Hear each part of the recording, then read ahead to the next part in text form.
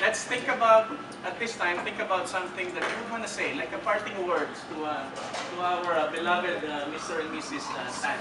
And then we go around the room, and then once that is done, we can ask Wilma and Emil to give us their own parting words for us. Okay? At this time, if there's anybody who's ready, the floor is open. You are ready. Yes. Okay. I will miss Wilma, but I won't miss Emil. Just kidding. Of course, kidding. I'm kidding. Let's burn Emil. I will miss Emil's words of wisdom. You know, he always have this whenever we're sharing in our BLT group. He will think about something that nobody will ever think about. Okay, so that's one thing that I will miss from out of topic all the time. Like his past girlfriend. And then of course Wilma, the ever beautiful Wilma. Thank you. We'll miss her graces, of course, in all of our functions. So that's my. We will miss you.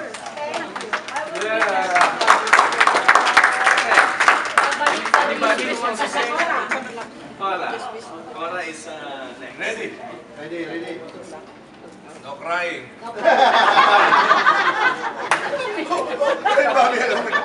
No crying. Matanda na rin si Wilma.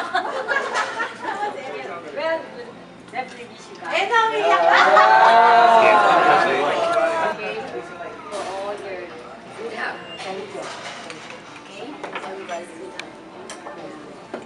Be good, ha? Be good.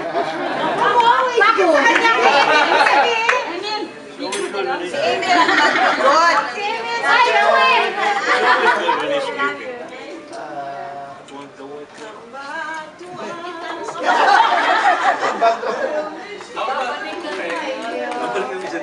Anybody else? Any parting words for our beloved Emil and Will? How about from the kids?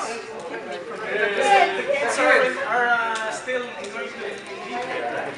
So Yeah, the kids' name. kids will stay. Oy! Oy, may nasabihin si June. Okay, June, you'll say something.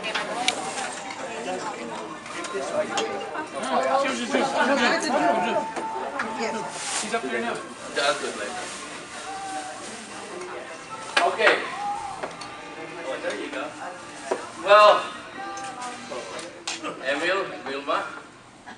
Kain si Tumayo ka naman. Well, there are friends and there are friends. I'm very thankful that you're one of the friends that we have who's been so faithful and so dedicated. We've known Emil and Wilma for more than 20 years now. You know, I am the Happy godfather. So I would like to thank you, and I think the true measure of a friend is someone who would listen to a friend who's got the courage to say you're wrong. But the truer friend is the one who's got the courage to admit that he's wrong. And that's one thing with Wilma and Emil. They have this courage. You see, I'm a husband. A lot of you are husbands over here. The reason why we call our wives our best friend is because our wives are the one who has the courage to tell you, shut up, you're wrong. Okay? Wow, you're really Emil loves Wilma so much because every day Wilma keeps telling Emil, shut up, you're wrong. So Emil, Wilma, we're gonna miss you so much. And in behalf of my wife, I'd like to give you a small little gift. And while I'm here, like what my friend Ray said, I would like to take this opportunity because Father Cossack is not here already. And Father Cossack gave me the privilege to extend the thankfulness of the Heart to Heart Ministry. And on behalf of Father Cossack and the Heart to Heart Ministry, we would like to present you with a gift, a little souvenir from the Heart to Heart Ministry. A little t-shirt from the Heart to Heart Ministry. One for you. And That one should for be them. email. That's big. laki naman. So on behalf of the Heart to Heart Ministry, we would like to thank you for all the help you've given the ministry, for all your dedications, and for everything that you've done for the ministry. Thank you very much. Thank you, June. Lourdes would like to say something.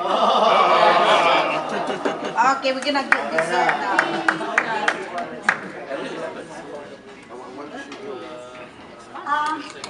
When Kayami and Voyage arrived, it was 20 years ago, more than Kuya Emil? Kuya? Kuya, because I have called him Kuya since he treated me like a son all of years. And his sister is my sister-in-law. And when they came here, they lived with us for a couple of months when my first husband was still living. Like Elvin, we drove truck and worked during the time.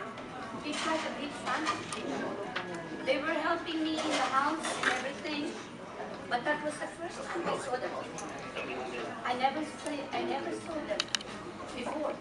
But when they moved to Pennsylvania, they lived with us. They helped me with my taking care of my in-laws, my father-in-law, mother-in-law, and I don't know if I helped them, but of course you did. But it was great to have them and to remember now that they have been part of me while I was here during my difficult times. Although it was very short, I learned to have a family with them. Every time I need something, we exist. Not only to support me, but be there right away when I need help. So I treated them like a real family. Of course, it's different.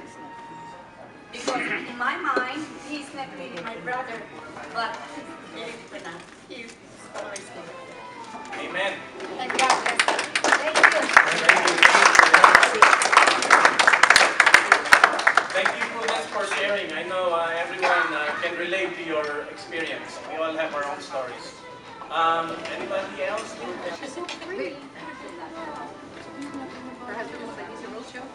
No, iyakan.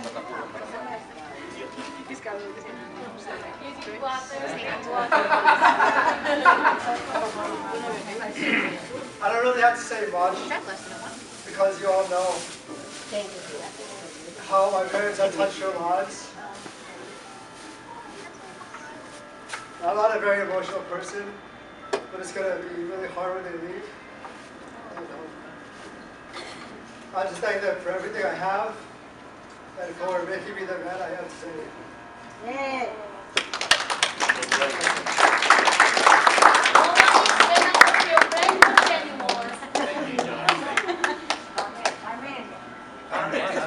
Tita Carmen. What did she say? Pasta, Anybody from this side? I'll do mine now. I remember when I first came to Jersey, when I was in Warren Hospital.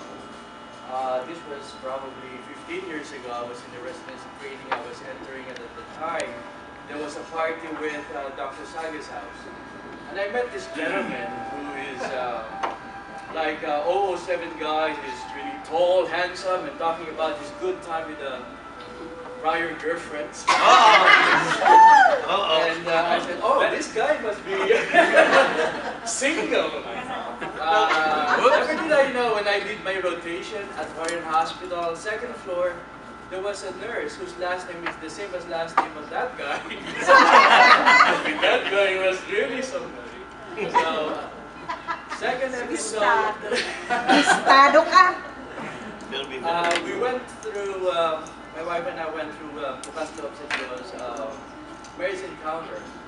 And then we're now recruiting for people who will be interested. So I said, hey Nancy, maybe we should go call on Emil and Wilma, because we know they've been married for a long time like us, because their kids grew up with our kids from acting from elementary to high school. So we knocked on their door. This is probably around noontime one Sunday. And then we said, Emil, we're here. Wilma, we want to talk to you because we want to invite you to join BLD. And the answer was, we'll see, the typical Filipino answer, not Camilo. But then, little did I know that 1 month later, somebody told me they were BLD before, that she should have told you that they've been through the BLD. So I said, okay. Then after that, I saw them being really active in religious activities. And they put a lot of time and effort. And I know them well after they joined the activities at BLD and this became part. One time, it was snowing about 6 feet, no, 2 feet, in Philadelphia. Not 6 feet, this was 10 years ago. And we traveled to Philadelphia to grab some donated clothes. And they were very helpful in assisting us without second thought. They joined a lot of people and actually we're really happy that we spend some time with them. We will miss them. Our kids will miss them too. Hope you can come back and join us. Thank you.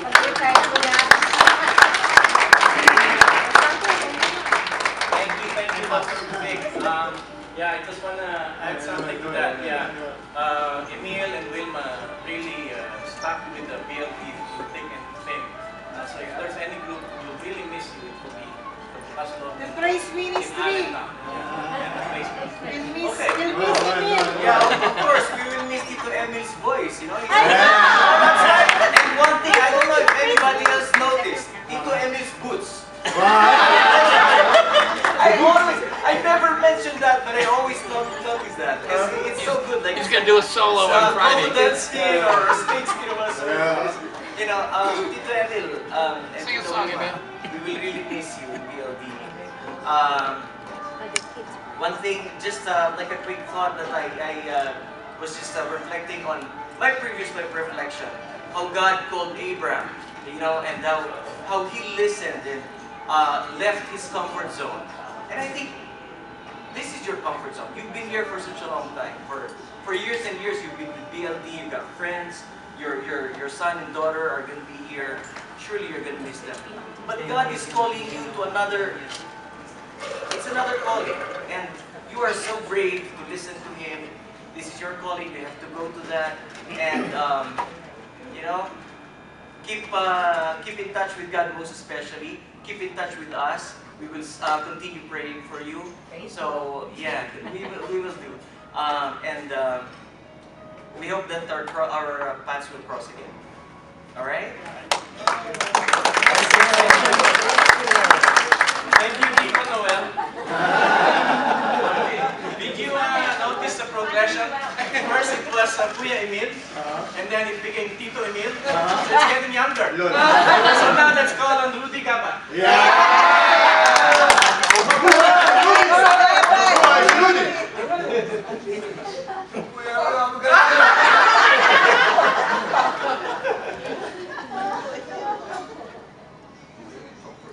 Walang iyakan.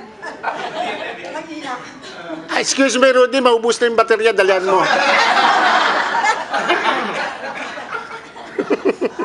My family, on behalf of my family, my husband Rudy and my 3 kids, they are not here. Ashley, Jessica, and Rachel, we wish you all the best. We know we're gonna miss you, but you will be far, but you will stay closer to our hearts.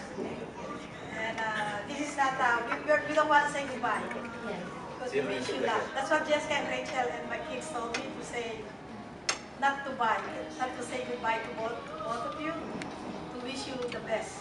And you know, you're very close to our hearts, and you know we love you. You're like our sister and my tito.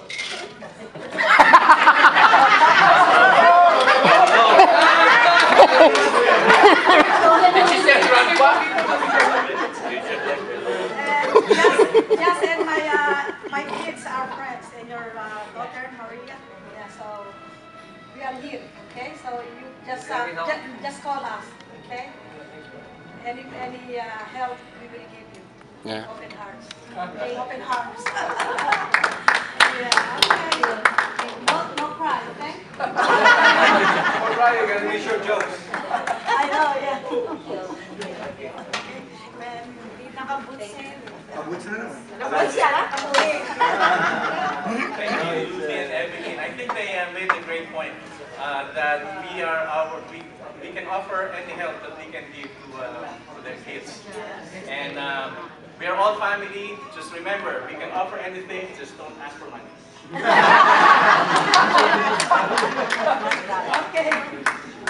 Okay. Anybody? Anybody else? Oh, okay. Bobby Abiso.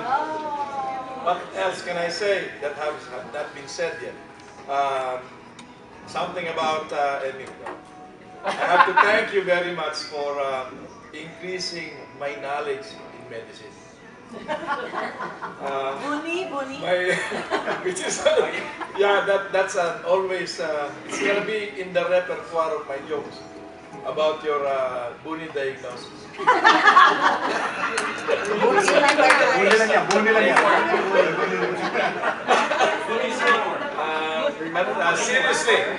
Seriously, we've known you probably 15 years because that's how old our bleeding heart was.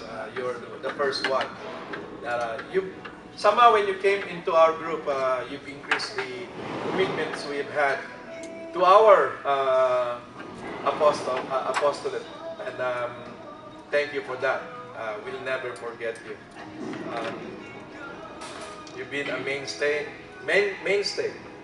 and especially Wilma. We'll miss you. God bless, good health, and it's not goodbye. We'll see each other again. June and I are planning to drive down to California.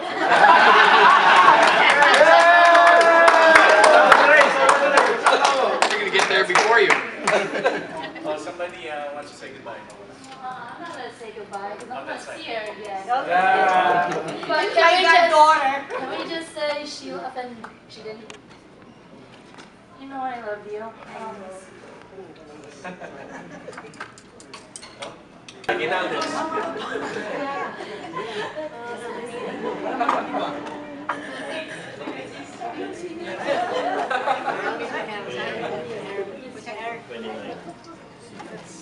Phone call away. Okay?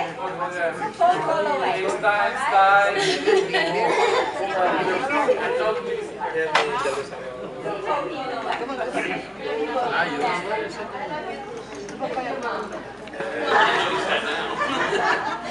No more sharing. I'm leaving. Yeah, She can that's ask what I'm glad she's leaving. You know why? That is alone with me now. Sharing up to 15 years, honey. We met Emil and Wilma about 15 years ago.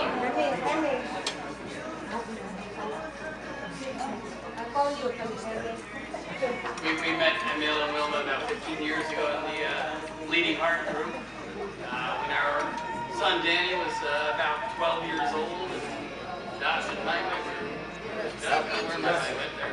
they were good friends, and they're back again today. And we're really going to miss Emil and Wilma. They've helped us out in the Bleeding Heart, BLD, Heart to Heart.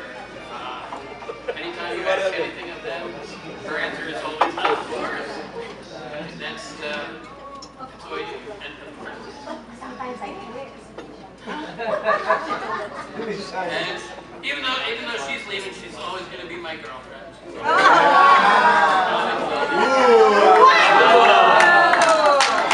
Wait now, I got my kind of girlfriend. Oh yes, she wanted to say something. No, that's the reason I, we know this couple for a long time. Kids are small. Also the Sandubals, Carmen and the Sandoval opposite of the house. Yeah.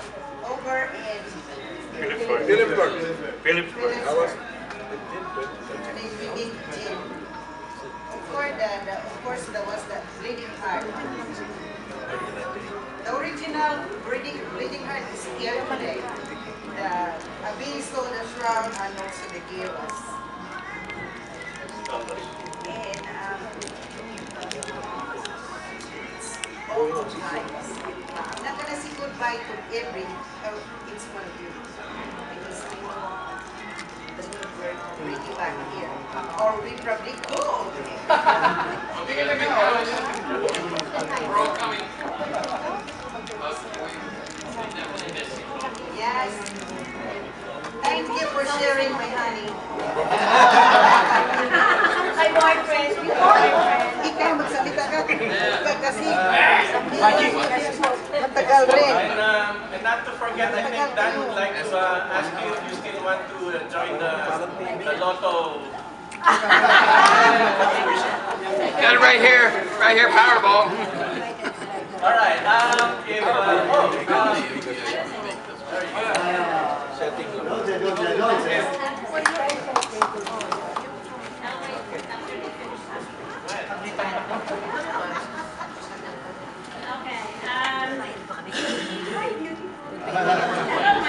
Also, wait. No,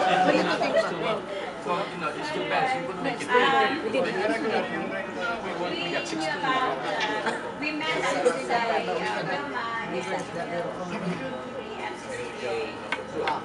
and the Simbang Gabi, and of course the Maris. We had worked in different committees. The thought that came to my mind is when I found out that Wilma was sick, and so I talked to her and I said I will reunite with her mom again. That's been stay with me, and I'm just glad that she's healthy. Hopefully, with everybody's prayers, she will keep healthy as she is now. And Emil, I wanted you to know that Bill and I used to do line dancing. So keep your boots because we got one too when we go to California to meet when we go to visit my son in Fairfax, California, we'll bring our boots so we can go line dancing.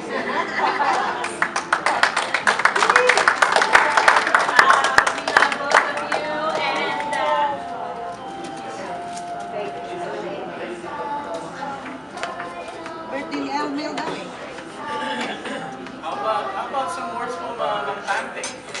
Oh, yeah! Please ask permission from Ate Sol first.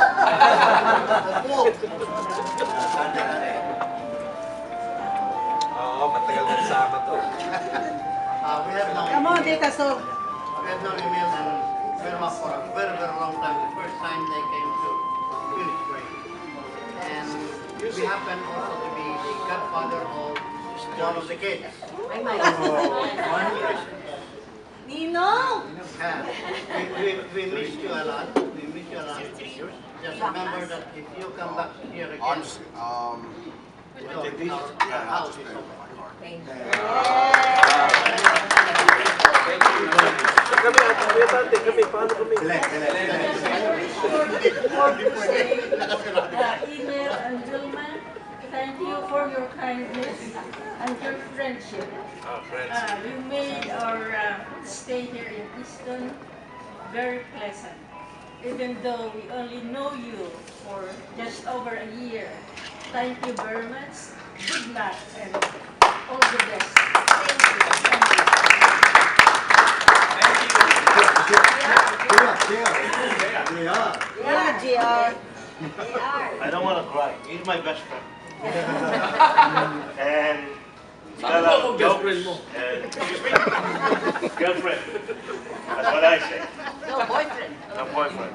Friend. Very Our good. close friend. And I know him for a long time.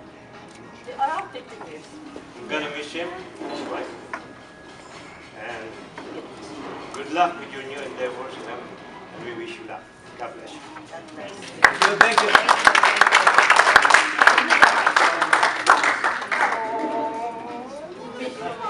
you. happy landing. Anthony ba? Anthony! Anthony naman. Oo nga, ano. I could take a picture. Ako naman makita. Okay, how about, We have known, I guess we're we have waiting. known Emil. I have known Emil from the work because he worked at Century and then I worked at Century.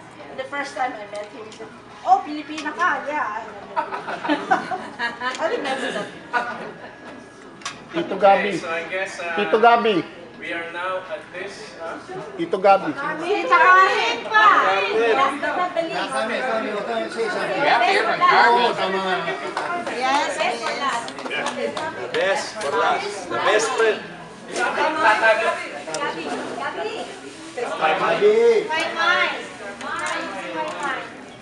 I remember when they arrived in Phillipsburg, in Easton, and Wilma works at Warren Hospital, and she tries to look for me. I see. Here's my mic, Tita Carmen.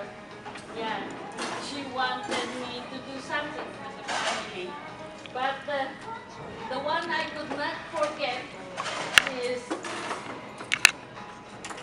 when she learned that she's pregnant again. With the hand. That's my Who would that be? You should see her crying like, why am I pregnant? I can't believe it because I really wanted to do it. That's my mind. That's my mind. And this is the child. This is the child that Wilma doesn't want to. That's nice. Look how beautiful. Para sa ama. The Chinese baby. And that's the one I could not forget from Wilma and Emil. Great story. Through all these years, you know, we are always besides them, no matter what happened. In glory and sadness, you know, we are there for them. And my prayer for them is to continue to be with God. Persevere in your prayers because the glory is there waiting for you. Amen. Amen. Thank you. Thank you for the love. Thank you for the friendship. Thank you for the memories. Now may we call on Mr. and Mrs. Emil and Wilma. How about Anton? For their Anton. parting words. Anton and Joey. Now, they skip. Yeah, Anthony. No. All right. Emil, Wilma. Your turn. Come on, Emil. Get up there. You can do it. Come on, Emma. True friends, you don't have to say sorry or not. You don't have to give any explanation to a true friend. Whatever happened, happened. No explanation needed. And I'm so thankful to Trudy here because one of my plans was to go to the east while we were in California. I was planning to go to Atlantic, Florida, because I got a friend there who said he's going to help me find a residential program. But then on the way, Trudy told me to drop by and see Easton. So we dropped by Easton and to her place, and we stayed like 1 month in her place. And it's through her that we were able to know this group, which is loving people, compassionate, truly with a spirit, they call it a spirit of justice or truth. And I'm very, very happy to meet also Tita Carmen here, Harry June, Tito Tato, Harry Ray Cora,